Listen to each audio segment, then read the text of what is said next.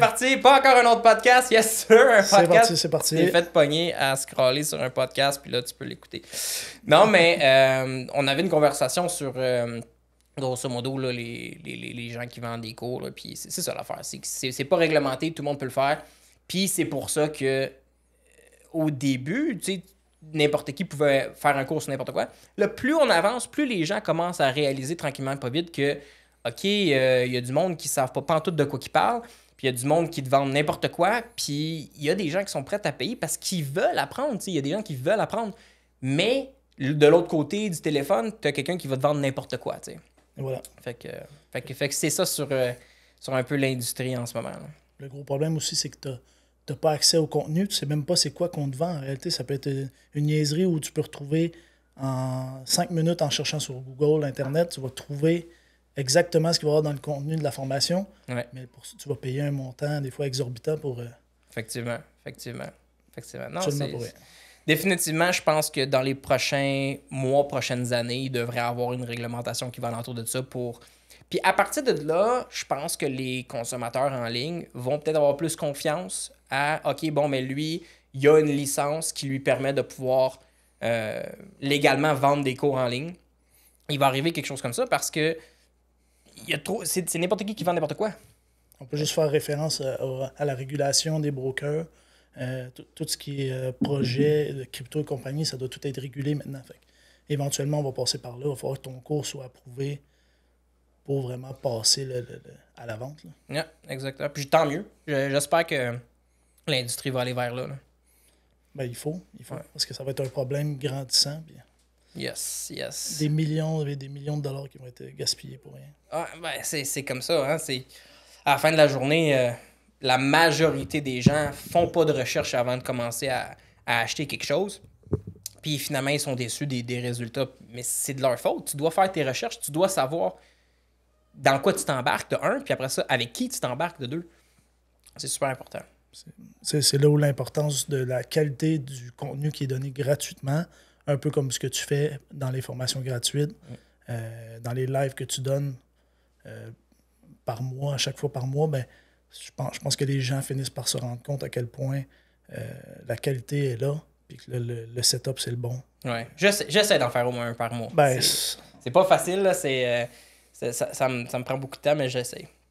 Fait que, avant qu'on aille plus loin, parce que là, on est dans une bonne conversation, on va juste introduire parce que je pense que c'est important de savoir un petit peu à qui est-ce qu'on parle. Fait que je suis ici avec Danny, qui est un membre du Trading Desk depuis combien de temps maintenant?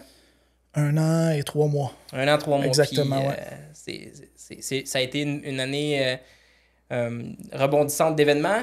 100%. Beaucoup de setups se sont présentés à nous.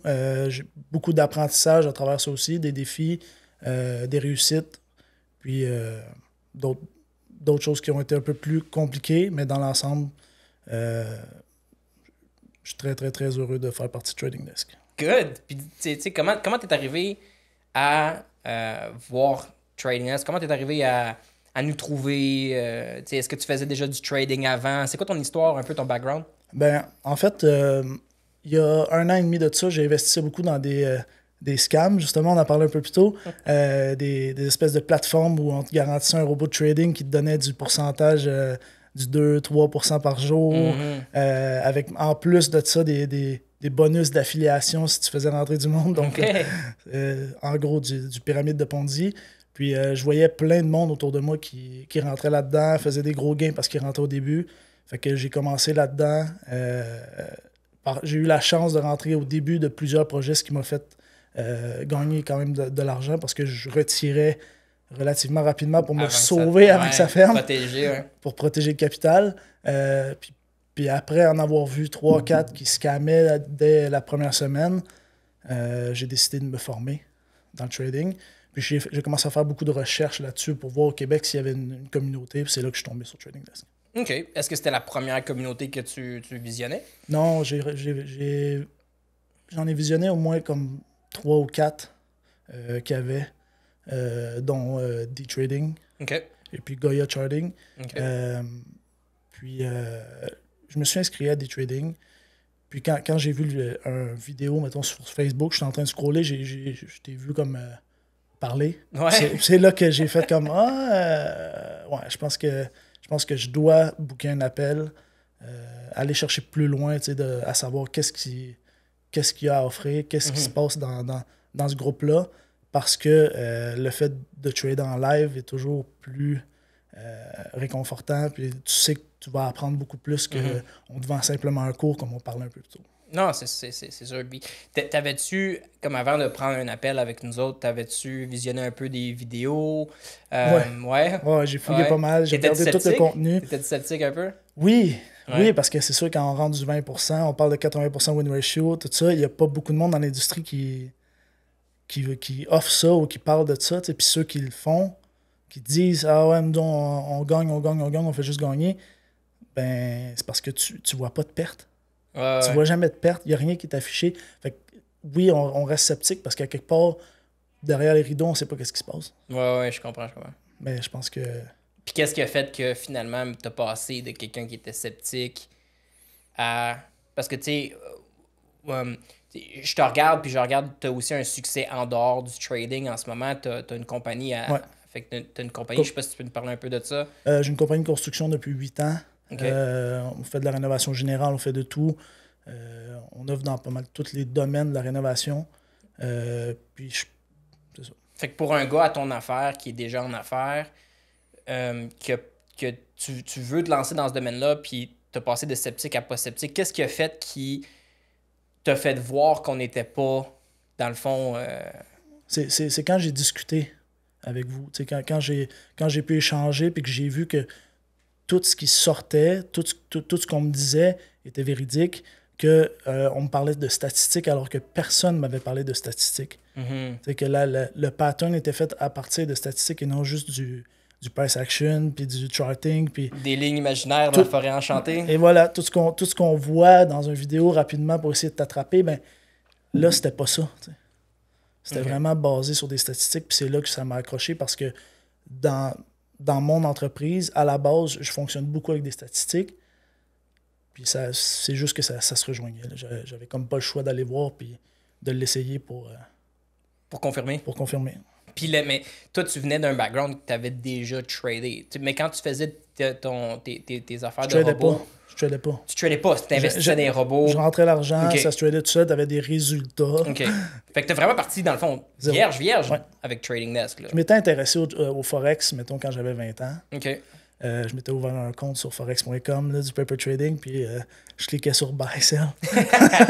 ça marchait au début, mais à un moment donné, tu comprends que ça va trop vite, puis que tu sais pas vraiment ce que tu fais. Là.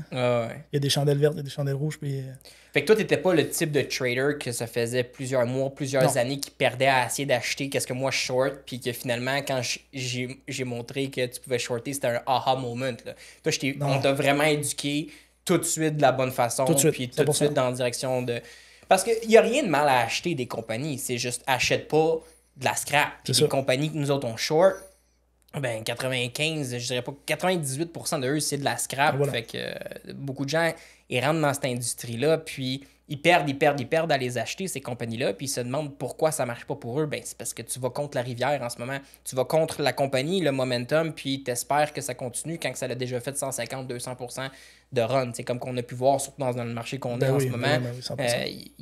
Quand on regarde des stocks qui sont déjà 500%, quand nous, on short, techniquement, on vend à quelqu'un qui achète. Hein? Fait que nous, on short souvent le top du momentum, mais il faut dire on a vendu à un pauvre gars que lui, il a acheté le top de ce qui est à veille de tomber. Là. Fait que malheureusement, c'est des personnes non éduquées là, qui reçoivent nos actions avant que nous, on puisse capitaliser. 100%. Les gens se basent sur des compagnies comme, on va dire, Tesla et compagnie. Des compagnies qui sont parties de zéro, de très bas, qui ont fonctionné, qui se sont avérées des bonnes compagnies finalement. Donc les gens sont basés là-dessus, se font une image que c'est la prochaine roquette. Là, on parle souvent de roquette, mais To the Moon et compagnie, mais les gens achètent en pensant ça, mais ils se rendent pas compte de la véracité de la compagnie puis de vraiment ce qui se cache derrière tout ça. Puis c'est là qu'on voit vraiment la différence. De la stratégie qui est apportée avec Trading Desk. Puis je pense que c'est une des choses pourquoi, corrige-moi si j'ai tort, là, mais il y a beaucoup de gens qui gravitent vers notre programme. C'est que on fait quelque chose qui est très différent des autres. Là. Toi, bien sûr, tu étais nouveau dans le domaine du trading, fait que tu n'as peut-être pas pu voir la différence des autres programmes, mais qu'est-ce que tu penses, selon toi, qui fait la différence de Trading Desk et des autres programmes que tu vois là, en dehors? Par où commencer par rapport à ça? Par ici, on commence par ici. Ben, tu sais, pour avoir fait partie d'un groupe qui longue exactement les mêmes compagnies que nous, ou ceux qu'on regarde moins parce qu'ils ne rentrent pas trop dans nos critères, mais ce qui différencie vraiment Trading Desk, c'est de un, c'est toute la recherche derrière ces compagnies-là, toute la recherche derrière le pattern qui a été créé, que tu as mis en place au fil des années, basé sur des statistiques qui font juste nous démontrer à quel point ce serait stupide d'aller dans l'autre sens. Mm. Ces compagnies-là sont vouées à redescendre. C'est du fake, c'est pas. Tout porte à croire qu'il faut que ça descende. Ouais. C'est aussi simple que ça, en fait. Good. Puis ton premier mois, explique-moi un petit peu. Fait que tu rentres dans cet univers-là. Ouais. T'as passé à travers ta péripétie de robot. Ensuite de ça, tu rentres dans cet univers-là. Tu n'as jamais tradé par toi-même. Comment est-ce que tu as trouvé que ton intégration dans la formation, comment est-ce qu'on explique les compagnies, comment est-ce qu'on explique le programme? Est-ce que tu t'es senti perdu? Est-ce que tu t'es senti accompagné? Comment t'as trouvé quelqu'un comme toi qui avait jamais touché à ça, puis qui vient de la construction, qui a sa propre compagnie? Comment t'as trouvé ton intégration dans le domaine du trading? Ben, je pense pas que j'aurais pu tomber une meilleure place, honnêtement, parce que dès le début, juste avec le contenu de la formation, tout à l'heure, on parlait de formation puis de qualité de contenu d'une formation. À partir de cette fameuse formation-là, tu es déjà parti. Tu viens chercher déjà une base qui t'amène à savoir très bien ce que tu fais. Mm-hmm. En plus de ça, on trade en live tous les matins avec toi, ce qui fait que j'ai un œil à même exactement ce que tu fais. Fait que simplement de même pas savoir à 100% ce que je fais, je peux juste te suivre puis le comprendre. Je peux te poser mes questions à même la séance, avant la séance, pendant la séance, après la séance, puis tu y réponds tout de suite. Fait que c'est comme c'est pas une formation qu'on paye, en fait. C'est un accompagnement continu, en plus des formations du lundi, que tu nous demandes qu'est-ce qu'on veut travailler, quels sont les points, quelles sont nos questions, tout ça. Fait que, à quelque part, tu peux pas te tromper. Hein. Mm-hmm. Tu peux pas te tromper. Fait que, à partir du début, ça a juste été facile de m'intégrer à ça puis d'aller chercher l'expérience que j'avais besoin pour réussir. Parce que le setup est là, puis c'est le fait que pour avoir fait partie de d'autres groupes, comme j'ai dit, tu poses une question, tu n'as pas de réponse. Tu n'as pas d'accompagnement. Tu as juste comme des calls de je vais rentrer ici ou le setup est beau, mais tu sais pas quand est-ce qu'il rentre, tu sais pas quand est-ce qu'il sort. Tu sais pas c'est quoi qu'il n'aime pas. Pendant le développement, tu n'as aucune réponse de c'est quoi qui se passe. Mm-hmm. Fait que, à partir du début, moi, je savais que ça allait bien se passer pour moi parce que tout était là. Puis malgré, tu sais, toi, avec ta compagnie, tu es quand même occupé. Ouais. Comment est-ce que tu fais pour gérer ton horaire de trading avec la compagnie, les gars qui sont à ta charge et tout, là? En fait, c'est que les séances ne durent pas toute la journée. Fait que ça me permet d'être même sur le chantier directement. On prend toujours un break vers 9h15, 9h30. Fait que je peux juste m'asseoir sur ma boîte à lunch, ouvrir le laptop, ouvrir le laptop en jasant avec les gars. Je me mets les écouteurs dans les oreilles, j'écoute le plan de match, puis je trade assis sur la boîte à lunch avec le partage de réseau de mon sel. Là. Partage de connexion. Fait que, tu sais, honnêtement, ça dure à peu près 1 heure et demie si le trade s'étire. Fait que même je peux recommencer à travailler, je laisse mon laptop pas loin, je continue de travailler. Quand j'entends soit que toi tu sors ou que je vois quelque chose, je le regarde une fois de temps en temps, puis je sors, fait que ça me nuit même pas vraiment dans mon travail.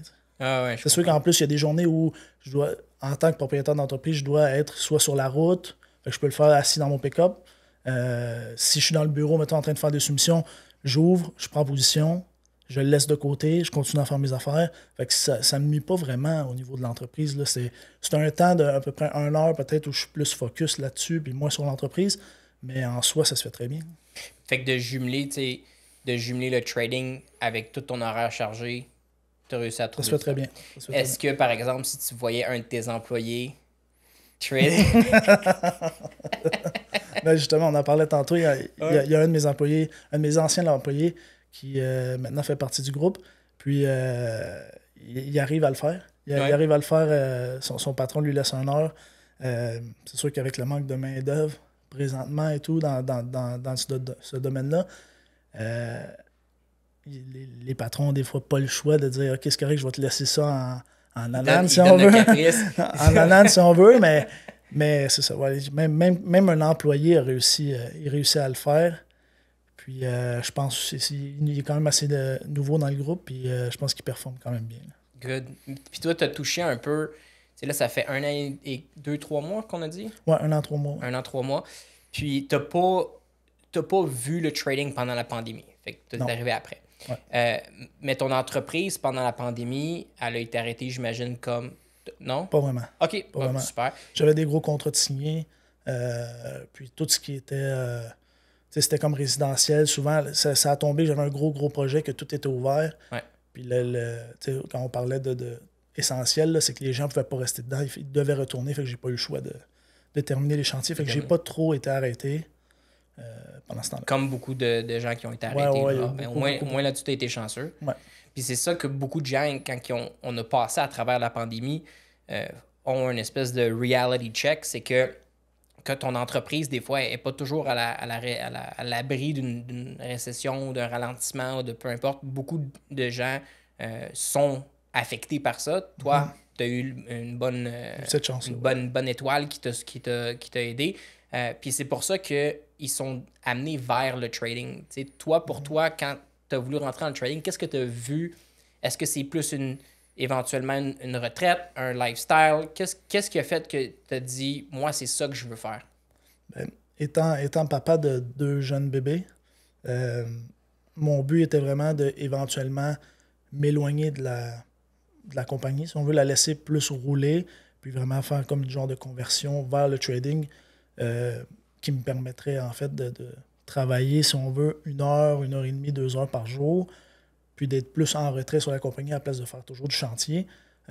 C'est plus ça. Là. Moi, ça a été ça le gros point qui m'a donné envie de me lancer là-dedans pour me libérer du temps en famille. Oui, le temps de famille. Ouais. Puis souvent, c'est ce que je vois de beaucoup d'entrepreneurs, c'est pas nécessairement l'argent, parce que l'argent est bonne, c'est la qualité d'argent, de pouvoir être à partir de la maison, de retrouver un pourcentage de ta vie que si on continue avec la même horaire, dans beaucoup de cas, ben, tu brûles beaucoup de ta vie au travail et non en famille. Puis les gens regrettent beaucoup de ne pas passer ce temps-là avec... Toi, tu as 2 enfants, tu me dis? Ouais. Puis ça grandit vite, hein? Ça grandit vite. On veut être là. Ma conjointe est française, donc j'aurais aimé ça. Ah, pauvre toi. Non, ça se passe bien. C'est le fun de pouvoir aller. Mon but était vraiment aussi de pouvoir aller en France, passer quelques mois là-bas, sans être stressé d'être sûr que les gars, ça roule bien, tout ça. Puis aussi, c'est que veux pas le soir, tu vas être là dans la routine, tu veux faire les choses, puis quand tu te retrouves à 9h, de 9h jusqu'à minuit, 1h du matin, à faire des soumissions, à renvoyer des courriels, puis que tu es toujours serré dans le temps pour aller rencontrer tes clients parce qu'ils peuvent pas toujours te voir avant 4h. Là, tu vas être là pour donner un coup de main, le bain, tout ça, la routine familiale. Ben, tu te retrouves à toujours courir après ton temps. Versus pouvoir avoir la liberté de trader. Pas nécessairement trader de n'importe où dans le monde comme tout le monde en parle parce qu'on sait le classique trade and travel. C'est ça, c'est pas toujours facile. Non. C'était pas nécessairement ça. C'était plus vraiment de me libérer du temps et d'avoir du temps pour profiter de la vie avec les enfants avant qu'ils soient trop grands. Oui, non, 100%. Je comprends. Aujourd'hui, avec ma fille, je peux relate beaucoup. Quand j'ai commencé à trader, je pense que comme tout le monde, c'est sûr que l'argent, c'est attirant. Moi, j'aimais le défi intellectuel que ça l'amenait. Ça a tout le temps été ça. Ça n'a jamais été vraiment pour l'argent. Ça a tout le temps été pour... C'est une espèce de comme jouer aux échecs, c'est un défi intellectuel de ma stratégie va gagner sur la tienne. C'est peut-être de l'ego, mal placé, call it whatever you want. C'est ça qui m'a toujours drivé à trader. Puis aujourd'hui, avec ma fille, je réalise qu'est-ce que ça m'a amené ayant préparé ça là plusieurs années. Ah oui. Fait que je peux comprendre quelqu'un qui aimerait ça avoir ça, mais comme tu as pu le voir dans ta dernière année, ça n'arrivera pas du jour au lendemain. Non, effectivement. Fait effectivement. que, Il y a beaucoup de travail derrière ça, ouais. beaucoup d'études, beaucoup de temps passé devant les écrans pour que l'œil assimile tout ce qui se passe parce que ça va vite. Mais en soi, la chance qu'on a, c'est qu'on a tous les outils pour réussir, en fait. Là. Mm-hmm. Si tu étudies et tu mets le travail, tu peux pas ne pas réussir parce que tout est là. Puis avec l'année que tu viens de passer avec nous, est-ce que tu t'es projeté une espèce de timeline sur lequel que tu te dis, bon, à partir de tel temps, disons, je t'aimerais ça être temps plein, ou est-ce que tu aimerais élaborer ce que tu m'as parlé d'être plus, la compagnie roule par soi-même, puis toi, tu es plus à la maison à trader, là. Je me suis mis un but et des objectifs d'ici 1 an ou 2. C'est sûr, il y a toujours une question du marché aussi et compagnie. Mais en soi, d'ici 1 an ou 2, j'aimerais que tous les petits points à travailler soient réglés, que mon exécution soit parfaite, puis que je puisse vraiment... Ouais. Parce que là, tu as pu voir, toi, tu as commencé en fin 2022. Ouais, fin 2022, fin novembre. 2022. Fait que tu as pu voir 2023 complet. Tu as assisté à un marché qui était très bas en volatilité puis en opportunité. On avait quand même, mais tu as pu voir la différence entre le marché qu'on a en ce moment 100%. puis le marché que tu as passé dans la dernière année. Même début 2023, c'était très, très bon à ce que je pense, là, par rapport à ce que j'ai vu pour le reste de l'année. Beaucoup, beaucoup d'opportunités, 1 à 2 par jour, voire 3. Puis c'était des setups qui étaient juste parfaits, là, en fait. Là.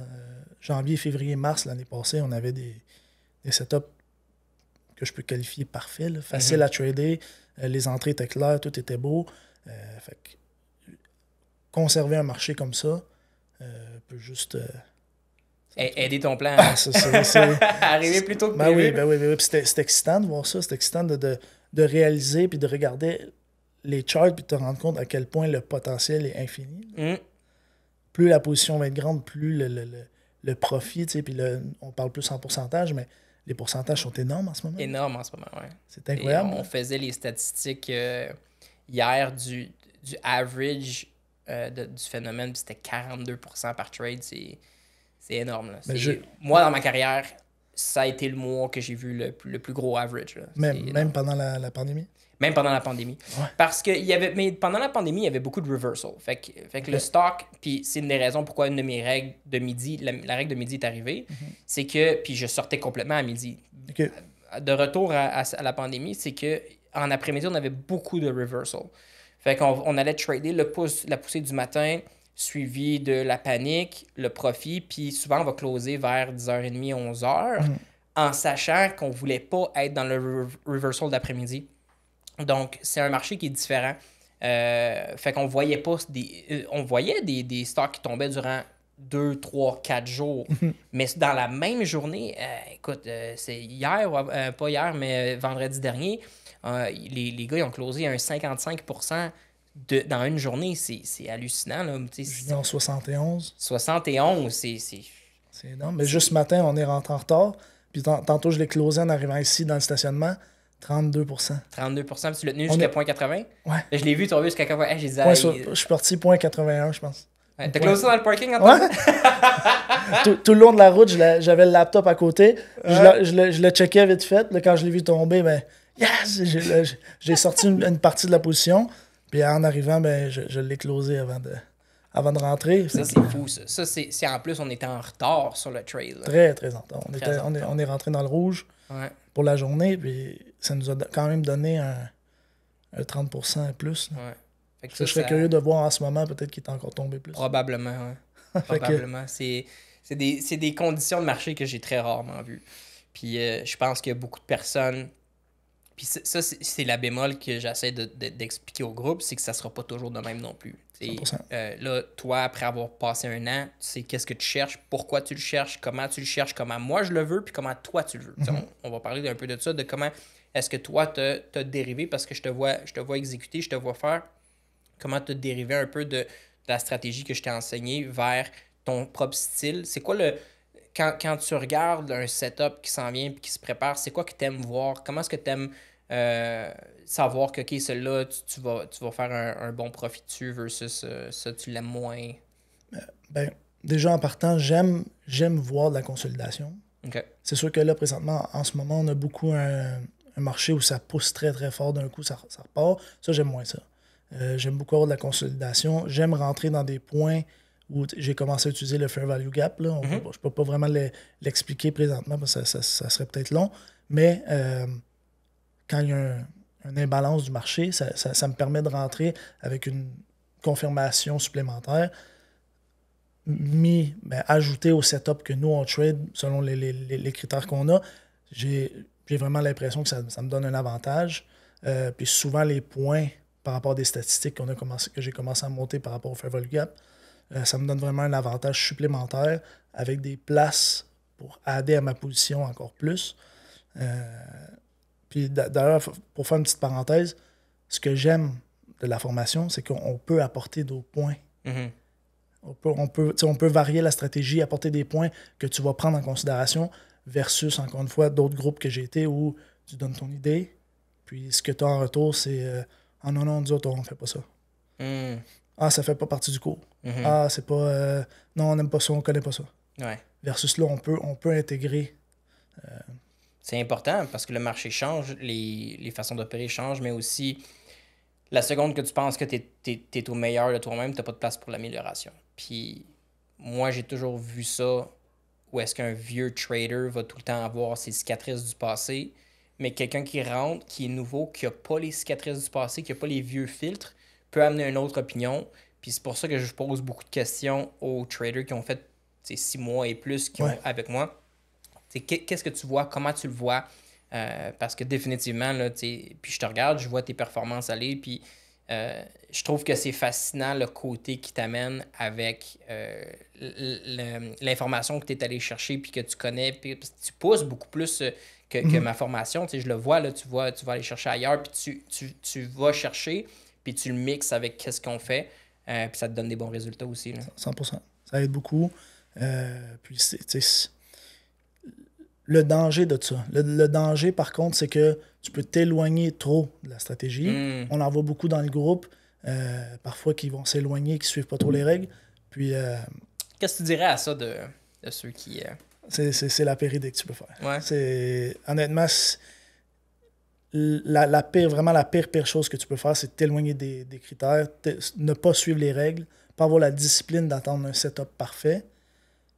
Parce qu'en l'espace de 5 minutes, tu peux perdre tous tes gains des derniers mois. Parce que tu n'as pas suivi une seule règle. Ouais. C'est important, la discipline puis le contrôle des émotions est vraiment, vraiment le point majeur à suivre. Puis, ce qui est le fun, c'est que tu es toujours là pour le rappeler. C'est comme on a toujours la petite voix qui nous dit « Embarquez pas là-dedans ». C'est pas une bonne idée. Faites ce que vous voulez, mais...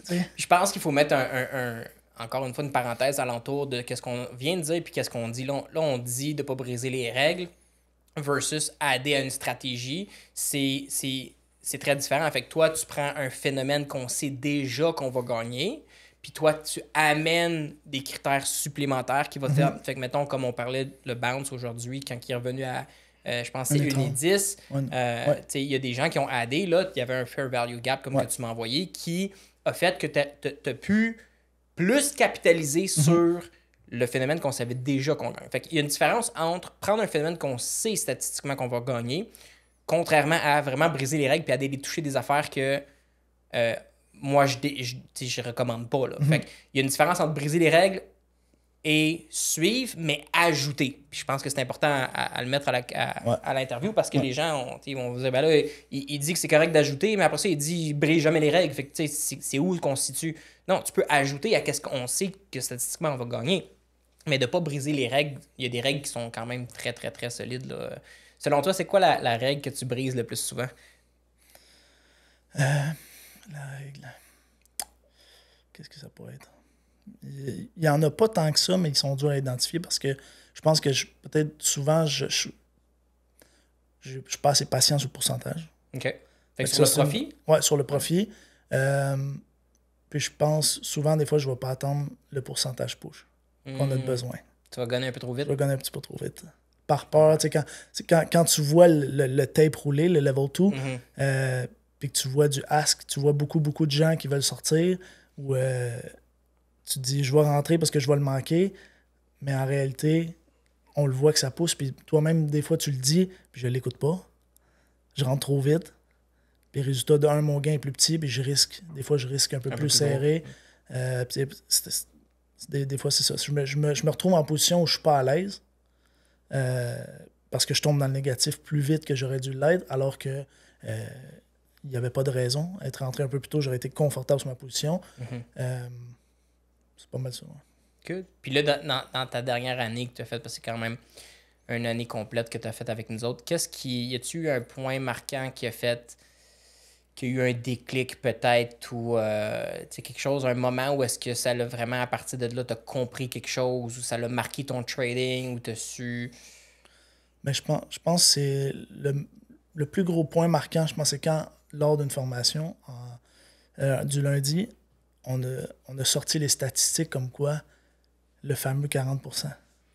Que j'ai compris qu'en réalité, tu peux aller dans le négatif, mais de te fier aux statistiques, si tu te fies 100% aux statistiques, tu peux pas finir perdant. Mm-hmm. Quand tu as démontré en live pendant la formation, en faisant les calculs de si tu avais rentré exposition, que tu pouvais pas finir négatif. C'est là que j'ai compris qu'il faut faire confiance au processus et non laisser les émotions te surpasser.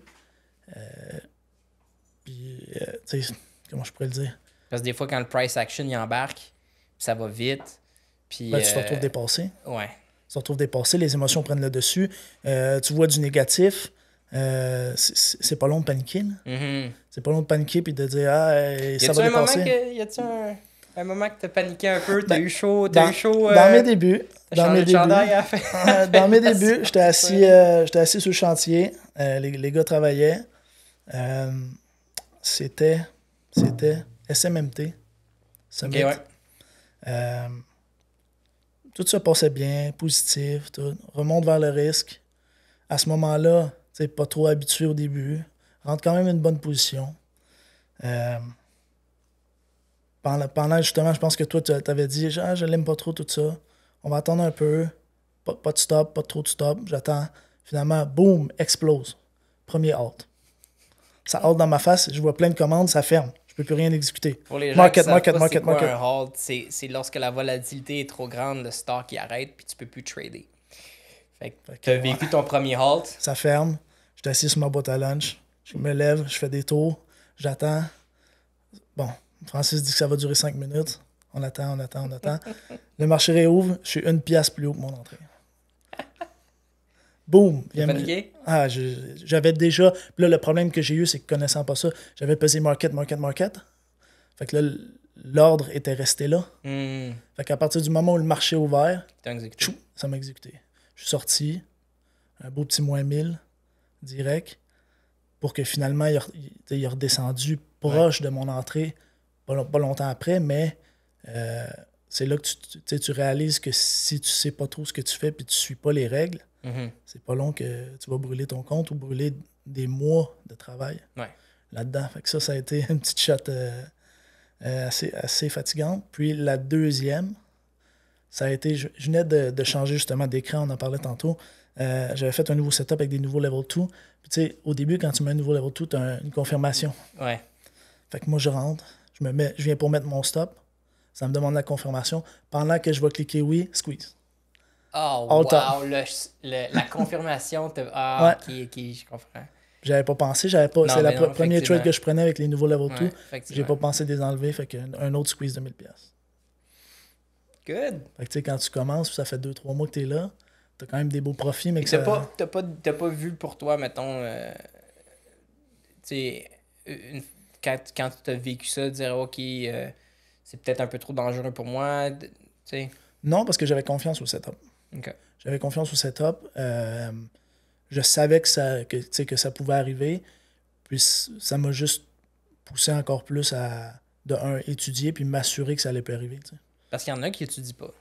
Il y en a beaucoup qui étudient pas. Il y en a qui rentrent dans le programme, qui nous posent les mêmes questions, qui posent les mêmes questions jour après jour, qui proposent des trades, des compagnies qui rentrent même pas dans les critères. Fait que on le voit, puis c'est facile de le voir, ceux qui étudient puis ceux qui étudient pas. Là. Puis est-ce que tu penses que quelqu'un rentre dans le programme, étudie pas pour réussir pareil? Non. Non? Non, parce que il y a beaucoup, beaucoup d'éléments à savoir. Puis il y a beaucoup de paramètres que si tu connais pas ça, déjà juste utiliser la plateforme, c'est quelque chose. Puis si tu le fais, tu le feras peut-être pas de la bonne façon. Tu vas te ramasser à te faire squeeze comme moi, ça m'est arrivé, mais pour une niaiserie que j'avais pas enlevée. Puis c'est que si tu sais pas ce que tu regardes, ce que tu cherches, quand il faut rentrer, quand il faut sortir, tu peux pas y arriver. Il faut se former. Parce que n'importe qui autour de moi qui a essayé, puis qui m'a dit moi je l'ai fait, j'ai fait de l'argent. Oui, c'est temporaire. La chance du débutant. Ça va te rattraper. Tu vas perdre. Puis quand tu vas être en bas, rendu à te former, tu n'auras plus envie. Tu vas avoir des blessures émotionnelles par rapport à ça. Puis tu n'auras peut-être plus d'argent pour acheter pour te former. Fait que je pense que la meilleure chose que je peux conseiller aux gens qui commencent, c'est de te former en partant. Pas d'essayer, de suivre des vidéos sur YouTube ou quoi que ce soit. Tu vas aller chercher une base. Tu vas aller chercher un peu le lexique, les termes, un peu de suivre des affaires, mais tu n'auras pas la compréhension du marché pour devenir profitable. Ouais. Je pense que c'est ça à 100%. Good. Effectivement, à ce jour, j'en vois tous les jours des gens qui essaient de... Puis c'est la question que je pose tout le temps. Est-ce que tu veux commencer dans le trading juste pour les résultats ou tu veux vraiment étudier le domaine puis en sortir gagnant? Puis malheureusement, à cause des réseaux sociaux, c'est ce que les gens ils veulent. Ils veulent juste le résultat. Ils veulent voyager avec leur laptop. On en a des gens là, du programme en ce moment qui sont au Mexique puis ils ont amené leur laptop pour suivre, mais ils disent c'est faisable, mais c'est pas pareil. C'est pas la même réalité. C'est pas pareil. Puis moi, je le vois, personnellement, je le vois parce que en tradant de mon camion ou directement assis sur le chantier avec une connexion, des fois, c'est un peu plus stressant. Parce qu'on sait pas, il y a des paramètres extérieurs, t'es pas aussi bien installé, mais le plus impressionnant là-dedans, c'est que j'y arrive quand même. Oh, ouais. Au début, c'était épeurant parce que quand tu te retrouves que ton téléphone il ferme parce qu'il dit qu'il est trop chaud, parce qu'il brûle la batterie pendant que tu es dans un trade, ça peut être stressant. C'est des moments qui sont stressants, comme ça peut arriver assis chez toi que ton Internet coupe et tu n'as plus de connexion puis c'est réglé. Mais je pense qu'en voyage, c'est encore pire. Là. Puis c'est surtout de sortir ça, mais quand tu es en mode vacances, mixer, ta tête est avec tes enfants sur le bord de la plage ou peu importe. Puis quand je me rappelle, quand je l'ai faite, moi c'était... Ma femme voulait aller voir, mettons, tel temple, ou quand on était à Bali, elle voulait aller voir telle place. Puis moi, je me rappelle, c'est des heures où est-ce que souvent c'est tough. Quand j'étais à Paris, il fallait revenir à 3h, 3h30 là, de l'après-midi. Il faut que tu reviennes à l'hôtel pour... Des fois, si tu vis dans un autre pays, c'est correct. Comme, je pense... Deep Rock là, sur le channel, lui, il vit au Mexique. Fait qu'il est capable de il rentre dans sa zone, il rentre dans ses trades, puis c'est sa vie. Mais si tu es en vacances, trader et vacances, c'est tough. Non, c'est pas pareil. C'est tough. Non, c'est pas pareil. C'est pas le même mood, t'es pas en même place, t'es pas confortable, t'es pas capable d'aller chercher le focus, de vraiment t'envelopper, comme tu dis, dans ton setup de trading, puis vraiment te placer comme il faut. Faut être capable de le faire aussi. Moi, j'y arrive, je m'isole, souvent je vais dans le camion, je suis tout seul, je prends le temps de commencer comme il faut, puis ça fonctionne. T'sais. Nice. Fait que n'importe qui dirait moi, je travaille, mais je serais capable d'avoir une pause ou je suis en télétravail, ben, tu peux le faire. Là, ça n'empêche pas rien. N'importe qui est capable de se libérer 1h, 1h30 par jour pour trader, il n'y a rien qui peut t'arrêter. Là. C'est pas des heures et des heures et des heures par jour. Là. Puis là, avoir fait 1 an avec nous autres, t'as-tu un... Parce que on se connaissait pas avant, t'as fait confiance, t'es rentré, t'as fait la formation, t'as eu tes résultats. T'as-tu quelque chose à dire aux gens qui sont peut-être sur le bord de dire je sais pas si ça me tente, je sais pas s'ils sont vrais, sont véridiques. Qu'est-ce que, selon toi, selon ton expérience, ça t'a rassuré de dire je veux continuer avec eux autres?